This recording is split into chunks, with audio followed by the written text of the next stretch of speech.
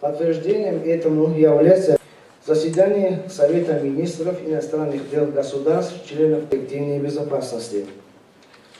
5 декабря 2014 года было высказано в ходе работы конференции вопросы терроризма с территории Афганистана в государства-члены ОДКБ. После Андианских событий тогда Кыргызстан поезд встречал определенное время с 97.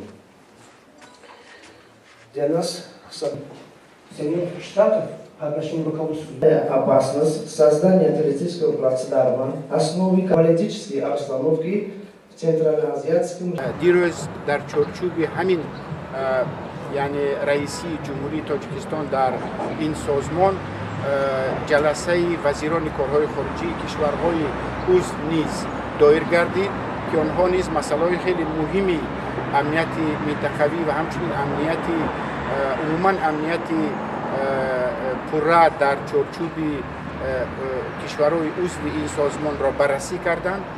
و ما هم امروز همراه تمام دانشمندان، کارشناسان، متخصصان این ساحه‌های امنیت امروز در این کنفرانس مهم حتما سخنرانی میکنند و پیشنهادهای مهمی که برای بهبود تامین امنیت در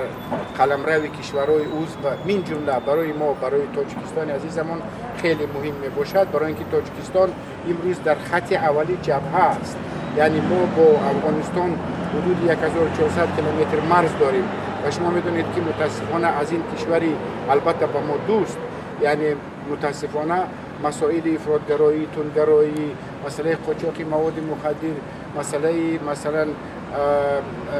یعنی غیر قانونی عبور کردن مرز از طرف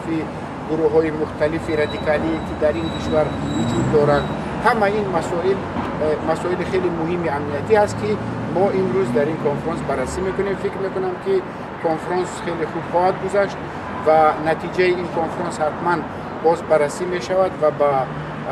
سروری دولت پیشنهاد می شود و همچنین با تمام نهادهایی که با مسائل امنیتی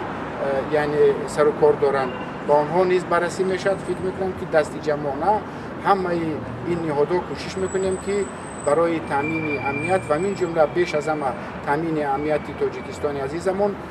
همه امکانیت‌ها را سفربر نماییم.